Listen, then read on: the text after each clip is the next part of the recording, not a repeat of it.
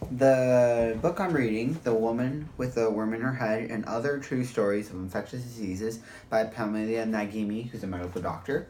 I'm reading chapter 7 called Manju.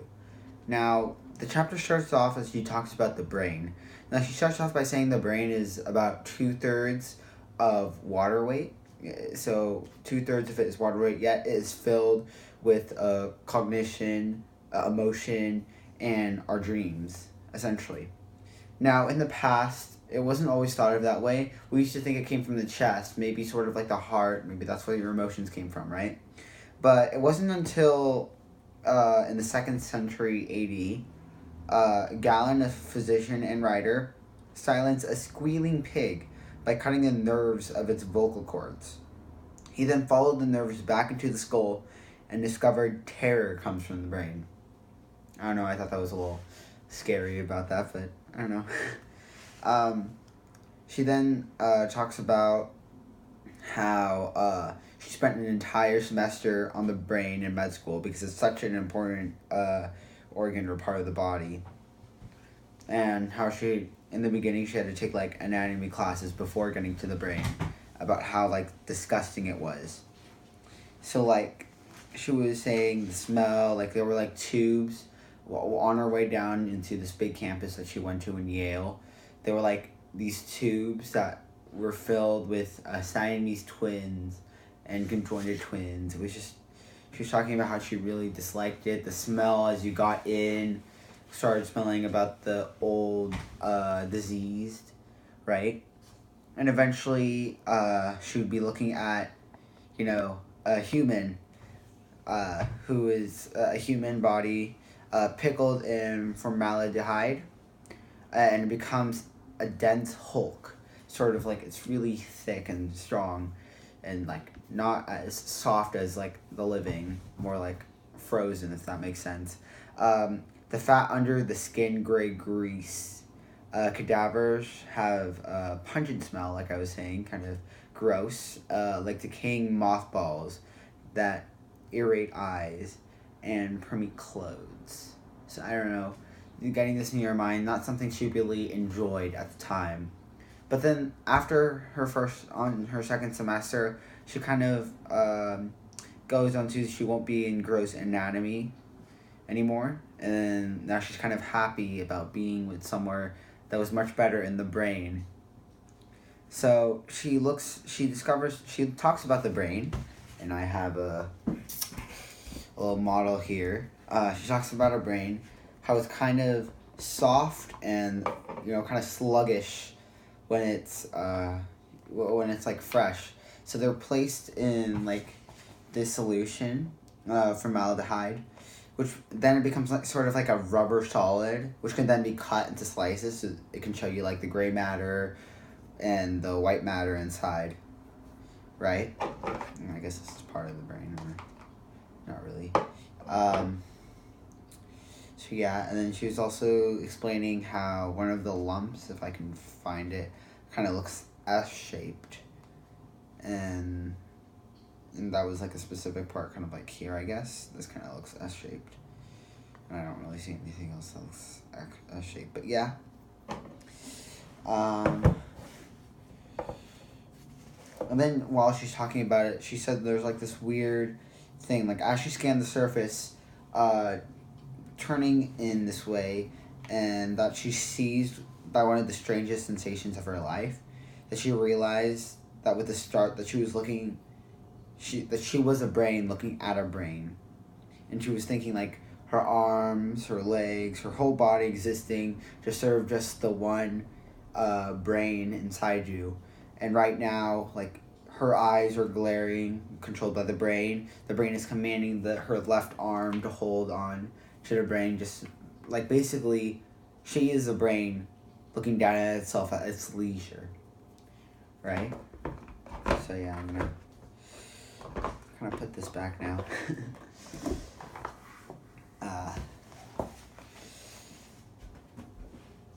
So yeah, and she was like thinking how how amazing this was and how she really enjoyed it.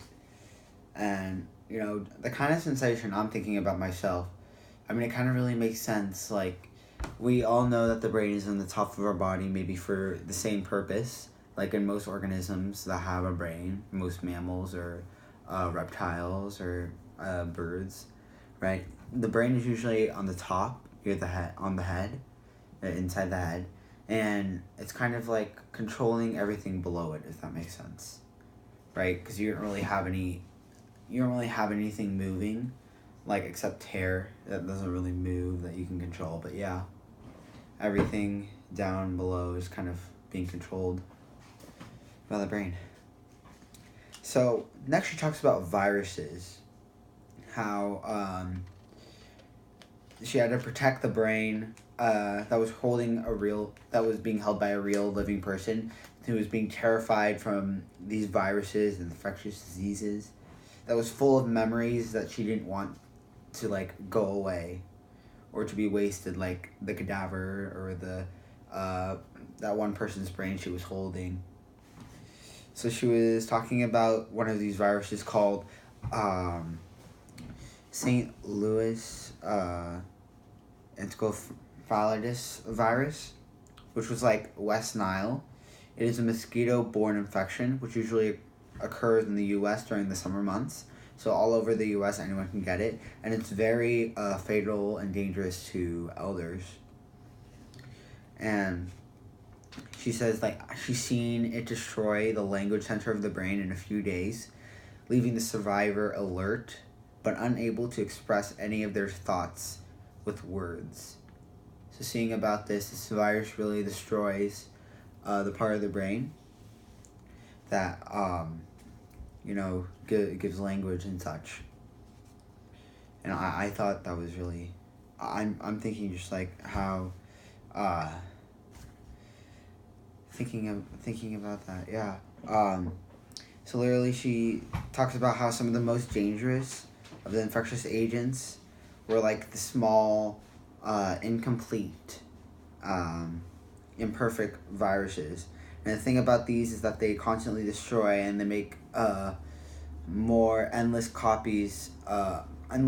copies of itself. And because it's incomplete, it doesn't really necessarily know when to stop this specific virus.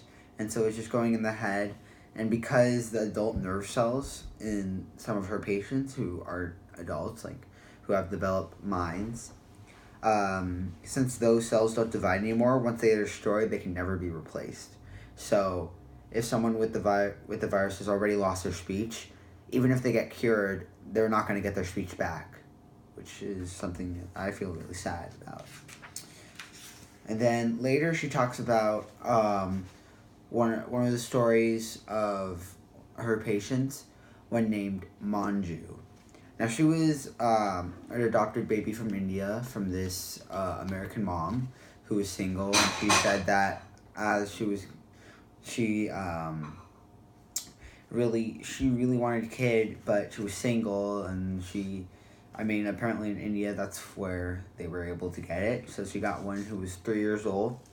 Now the problem is she lived in Chicago and it was very cold most of the time, and for a baby like Manju who lived in India, the baby really hated the cold and was extremely hungry because in India all their nutrition was by bottle, so the baby wasn't really necessarily in the best conditions.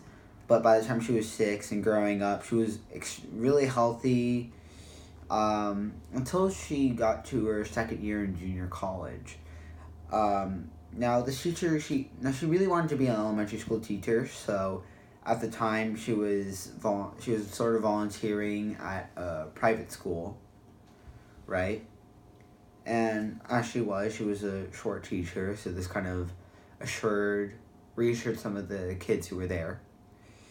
But the problem is she couldn't go there anymore because like during her last exam, she came back home. She was saying she couldn't really see the her test very well. She was having trouble looking and seeing. Her vision was kind of blurry, she was saying. And so eventually she was getting them checked, and well, her vision was a shocking 20/200 and 20/100. and the doctor was saying, could this be from the exams? But the mom said probably not, because this was a very easy thing, and she thought anyone can do it. So no way she could probably be stressed from that. Eventually, one of her neurologists performed a spinal tap, and the count of white blood cells were slightly elevated, and as was the proteins. Now, these abnormalities were mild, but they were enough to knock out the possibility of hysteria, which was which was the cause of Manju's symptoms that they thought. But thinking about this, they sort of were getting to a closer conclusion, but none of the conclusions that the doctor was saying had anything to do with the eyes. Now, as the mom of Manju, she thought that this wasn't good enough, so she went to another neurologist, someone who can give a second opinion, right? And so when she went there, her eyesight had become better, which is 20/70. Now, at this time, Manju's illness was getting slowly worse. Like now, whenever she would drink something, she would she'd put it to her mouth, but like after a second or two, she would jolt a little bit. She would have this weird jolting, and then she would spill everything that she was going to drink, right? And so later, when they sort of figured this out, she was saying the doctor who was making an EEG saw that, like, when he was looking at the thing at the results, he was saying that there were like sparks, there were like nerves and messages being sent through the brain, like big sparks of messaging going through that were not necessarily supposed to be there, because she was saying he's never seen a case of subacute sclerosing cephalitis before, but as soon as she saw her tracing, he suspected the diagnosis. So in retrospect, the pattern was classic. Every 8 to 15 seconds, she had these bursts of electric activity, which were lasting 2 seconds each. So every 8 to 15 seconds, she would have this like jolt for like 2 seconds, not that much. But this was something that they obviously knew was not good. And after this was enough to confirm what the disease was. And it was very, very rare, but it was also very serious. It was a very serious disease. As, again, it was very slow, unlike all the other diseases that this book was talking about before, that could be quick and very fatal quickly. This one was a very slow going, slowly killing and taking stuff away from the patient. And that's where I end my book read. But yeah, I felt that was really interesting. Now, I'm not someone who's necessarily interested in the brain. I'm more interested in the heart, like in infectious diseases kind of thing. But like, I don't know, this chapter really opened my eyes, and I don't know, I seem kind of interested now. So yeah, I really enjoyed it. Yeah, so can I ask some questions? Yeah. So if I summarize what you say first Manju had problem with her eyes, you say she cannot see well? Yeah. And then after she's trying to jerk, myoclonic jerk, things moving. Myoclonic jerk, yeah, that's the word. Okay. That's funny, because when I look at the map, you look at that before also. You see the eyes are very close to the finger. I don't know if it matters. It's the same area. Are you talking about the sensory map? Yes. So you see that the area, the eyes is not very far from this map done by Wade Marshall. But yeah. So there might be a relation there. So on what you say, what the virus do, it's killing nerve cell by nerve cell. That's what you were saying? Or? Yes. And as an adult, she's 21 at the time now.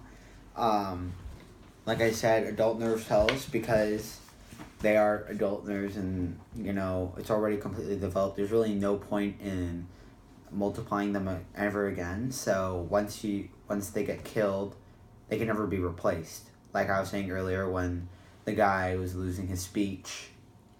I'm not sure if he survived or not, but if he did after, there's no way he would be able to talk again. Is like what I was saying. So. Okay. So is there? I don't know. We talk about the stem cells. Do you think that's something we could look at, trying to see if stem cell can help in that case? I mean, to regenerate the cells that are. I mean, the idea of stem cells, it hasn't necessarily been used. I mean, that's something that we can put inside and we can try. Like, that's what, it was something, I'm not sure if it's kind of new. My knowledge might be a little off there. But, I've known that we were trying to get them to be used more, like in places like if people who are like maybe handicapped can like be able to walk again, or be able to have some functions, like people who are blind or deaf or unable to speak or mute. You know, maybe they'll be able to have those functions again. Maybe that could be done with stem cells. And most of those like disabilities I just stated, besides the walking, those can be done like through the adult, the nerve cells, right? So The brain is a set of many nerve cells.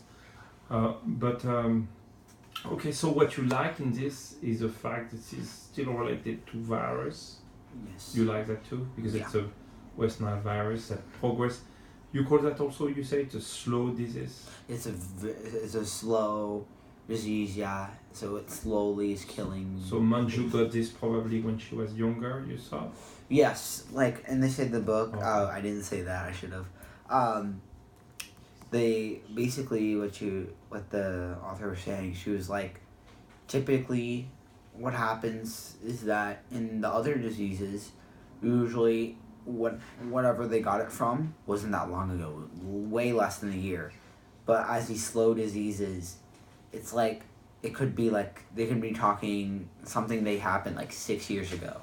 Oh. And, I mean, thinking about this way back, like, if I was just a normal, ordinary person, I had this disease, and I was having maybe the first symptoms, right, and I'm informing the doctor of any, like, suspicious activity that may have happened, or anything I ate, like, remember the guy with the cobra heart, you know, I wouldn't say something that happened 6 years ago, or 10 years ago, right? Okay. So, I don't know, it could be very dangerous, not in just the fact that, you know, you might not even think something way back there had something that happened, like, right now, but, like, I don't know.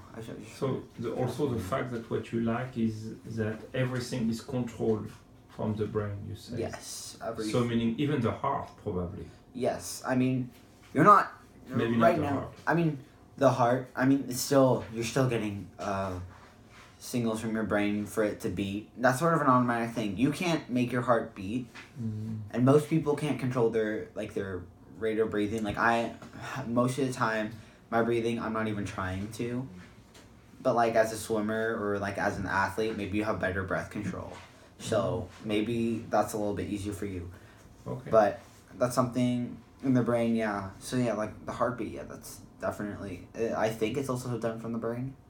But, yeah, it's more like an automatic thing. Nothing that you really are trying to do by yourself. Okay. Like a reflex. Oh, okay. Right. Okay, wow. So, did you enjoy it a lot? I enjoyed this chapter, even if it's not your favorite subject, you did like it? Yeah. Or can you learn a lot? What do you learn the most of it in here? I think, I mean, these slow, like... The diseases. virus? Yeah, these slow viruses. Yeah, I mean, I knew maybe a virus that you had maybe like a year ago, or something that you did a year ago might have, maybe you got a virus and maybe it multiplied, and maybe it just took a little long too, but like maybe 6 years, like we were talking, though. She's 21, but then back in India, which is probably the closest thing that she had to malnutrition or being susceptible, because when you're not when you're a baby, you know, your immune system's not necessarily built. So any disease can come to you. I mean, once you survive it, your body then makes antibodies to it. Okay. But, I mean, as a child, maybe the virus came in, and maybe as the body was developing, it didn't even notice. Good point. So, Yeah, this point, is like, good we're point. talking like almost 20 years.